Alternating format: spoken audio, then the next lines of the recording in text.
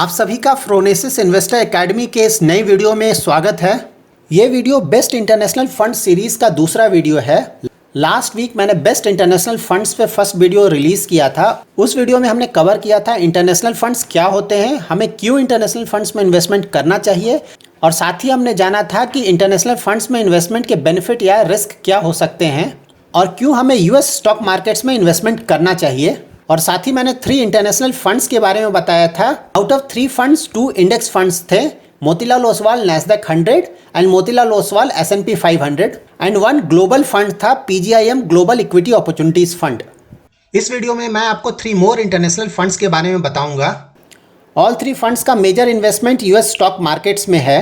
Out of 3 funds ICICI prudential US blue chip equity fund and Franklin India feeder Franklin US opportunities fund actively managed funds हैं। And third fund एक index fund है, Mirae asset NYSE FANG plus ETF FOF। So let's start with Mirae asset NYSE FANG plus ETF FOF। Mirae asset NYSE FANG plus ETF FOF investment करता है Mirae asset NYSE FANG plus ETF में, और ये ETF invest करता है NYSE FANG plus index में। ये fund एक पैसिव फंड है जो कि NYSE फैंग प्लस इंडेक्स को रिप्लिकेट करता है। NYSE फैंग प्लस इंडेक्स एक इक्वल डॉलर वेटेड इंडेक्स है। ये इंडेक्स रिप्रेजेंट करता है technology and consumer discretionary sectors को। इस इंडेक्स में 10 हाई ग्रोथ स्टॉक्स हैं of technology and tech enabled companies. इस इंडेक्स के 10 कंपनीज हैं Facebook, Apple, Amazon, Netflix, Alphabet जो कि गूगल की पेरेंट कंपनी है, Twitter, Tesla, Nvidia, Alibaba and Baidu. In 10 stocks का इस इंडेक्स में इक्वल वेटेज है, दैट मीन्स सारे स्टॉक्स का वेटेज 10% ईच है। सो नाउ हम जानेंगे इस इंडेक्स को हम फैंग प्लस इंडेक्स क्यों बोलते हैं। FANG फैंग में इनिशियली 4 कंपनीज थी, Facebook, Apple, Netflix and alphabet जो कि गूगल की पेरेंट कंपनी है। बाद में इसमें एक A और जोड़ दिया गया और ये बन गया FAANG फैंग, और इस फैंग में अब 5 कंपनीज हो गई, that is Facebook, Apple, Amazon, Netflix and Alphabet. So इसमें अमेजॉन को जोड़ दिया गया। लेटर ऑन इसे फैंग प्लस कर दिया गया और फैंग प्लस में 5 मोर कंपनीज को ऐड कर दिया गया, that is Twitter, Tesla, Nvidia, Alibaba and Baidu. Out of this 10 companies 8 companies US में हैं and 2 companies Alibaba and Baidu Chinese companies हैं। सो मोस्टली हमें पता है Apple, Amazon, Netflix, alphabet, Twitter, Tesla के बारे में। Nvidia semiconductors, artificial intelligence, video games, consumer electronics and computer hardware की कंपनी है।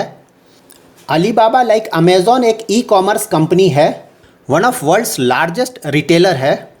अलीबाबा के ऑपरेशंस मोर देन 200 कंट्रीज़ में हैं। बायडू लाइक गूगल एक इंटरनेट सर्च इंजन कंपनी है। बायडू को गूगल ऑफ चाइना भी बोलते हैं क्योंकि ऑलमोस्ट 70% जो इंटरनेट सर्च होता है चाइना में वो बायडू के थ्रू होता है। इंटरनेट सर्च इंजन के अलावा इस कंपनी का business artificial intelligence and self driving cars and buses में भी है। NYSE फैंग प्लस इंडेक्स ने लास्ट 1 ईयर में 71.33% का रिटर्न जनरेट किया है। So overall NYSE FANG plus index एक अट्रैक्टिव प्रोपोजिशन लगता है इन्वेस्टमेंट पॉइंट ऑफ व्यू से। इस इंडेक्स में इन्वेस्टमेंट करने से पहले हमें कुछ चीज़ों का ध्यान रखना चाहिए।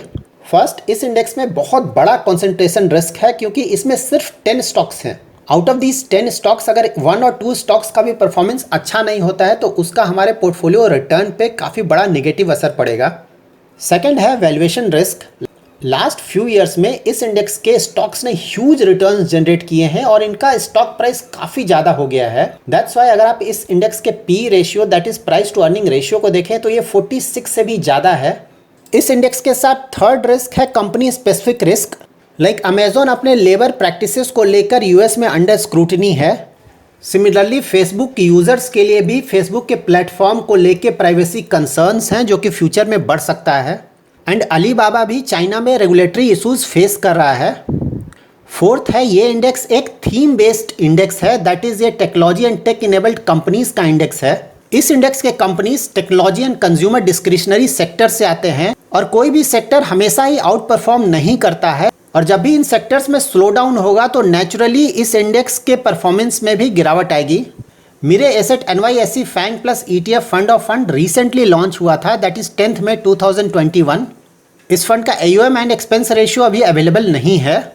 इस फंड का एग्जिट लोड है 0.5% अगर आप इस फंड के यूनिट्स को 180 डेज से पहले रिडीम करते हैं। इस फंड में मिनिमम लमसम इन्वेस्टमेंट है 5,000 रुपीज़ और अगर आप SIP करना चाहते हैं तो उसका भी मिनिमम अमाउंट 5,000 रुपीज़ है।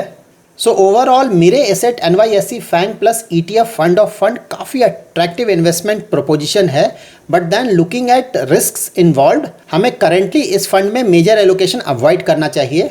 नाउ हम एक एक्टिवली मैनेज्ड फंड के बारे में जानेंगे जिन्होंने अपना इन्वेस्टमेंट US में किया है।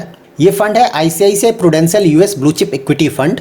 ICICI prudential US blue chip equity fund directly US markets में इन्वेस्टमेंट करते हैं और इस पोर्टफोलियो को ICICI प्रूडेंशियल AMC के फंड मैनेजर्स ही मैनेज करते हैं। इस फंड का बेंचमार्क है S&P 500। इस फंड का AUM है about 1459 crore.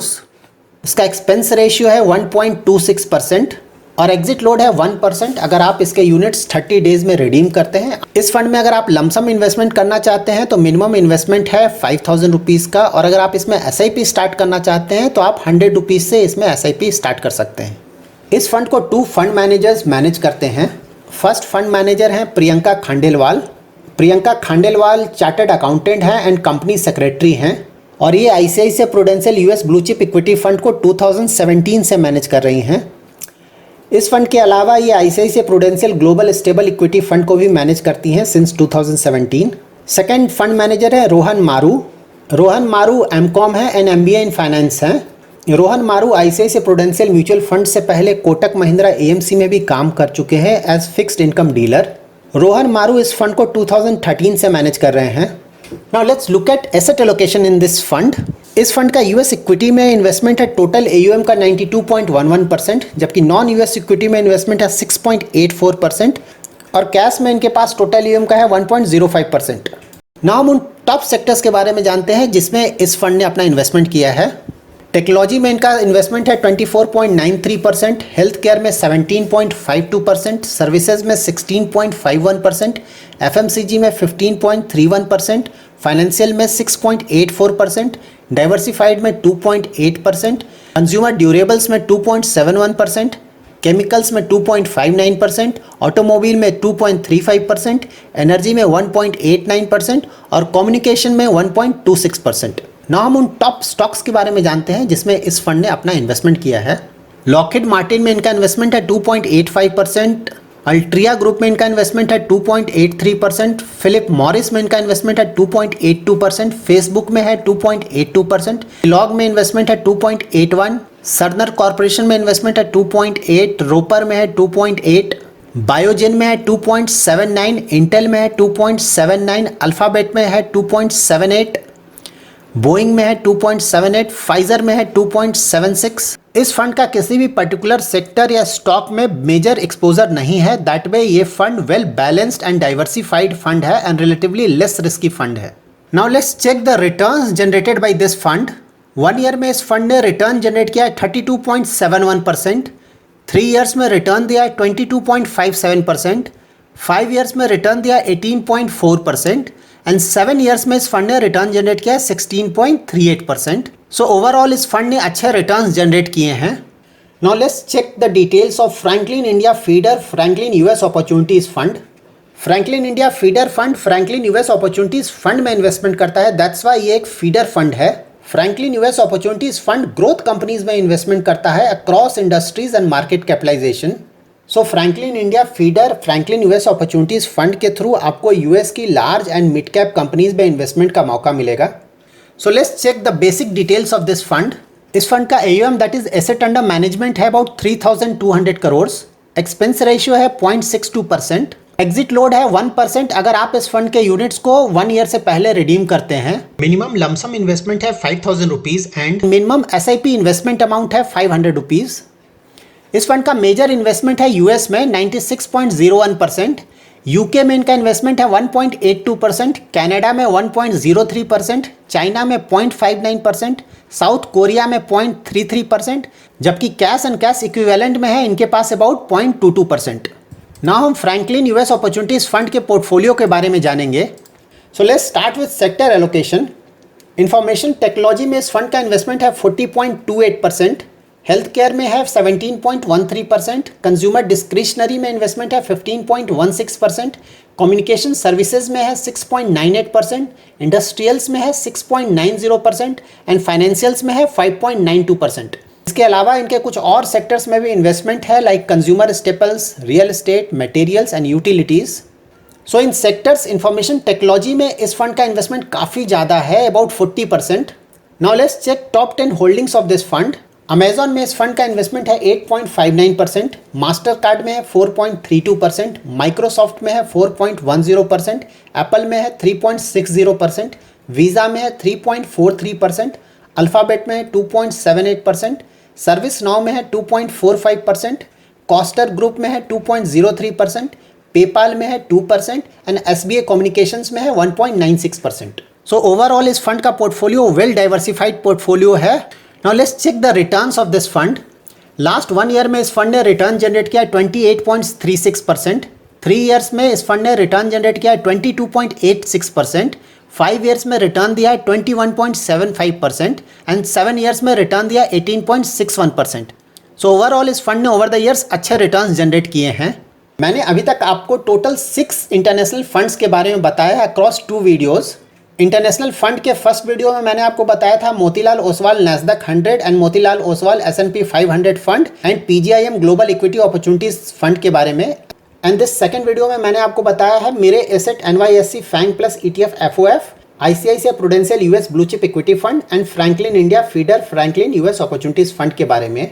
Out of these 6 funds, 4 funds, that is Motilal Oswal Nasdaq 100 and Motilal Oswal S&P 500, ICICI Prudential US Blue Chip Equity Fund and Franklin India Feeder Franklin US Opportunities Fund high risk funds हैं, and rest 2 funds that is Mirae Asset NYSE FANG plus ETF FOF and PGIM Global Equity Opportunities Fund very high risk funds हैं।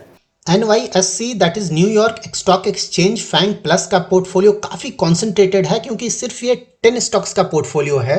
And PGIM global equity opportunities fund का investment across many countries है, that's why ये दोनों funds very high risk में आएंगे। आप जब भी इंटरनेशनल फंड्स में अपना इन्वेस्टमेंट करें तो अपना minimum investment horizon at least 5 years जरूर रखें। एंड ऑफ कोर्स अभी यूएस मार्केट्स ओवर वैल्यूड हैं, तो अगर आप यूएस मार्केट्स में इन्वेस्टमेंट करना चाहते हैं तो आपको SIP रूट के थ्रू अपना इन्वेस्टमेंट स्टार्ट करना चाहिए। तो that's it in this video. अगर आपका कोई क्वेरी है तो आप कमेंट्स में मेंशन कीजिए, I will try my best to answer it. ये वीडियो एजुकेशनल पर्पस के लिए बनाया गया है। अगर आप किसी फंड में इन्वेस्टमेंट करना चाहते हैं तो basis your individual risk profile and investment horizon आप ये डिसाइड कर सकते हैं, या फिर आप अपने इन्वेस्टमेंट एडवाइजर से कंसल्ट कर सकते हैं। Thanks lot for watching.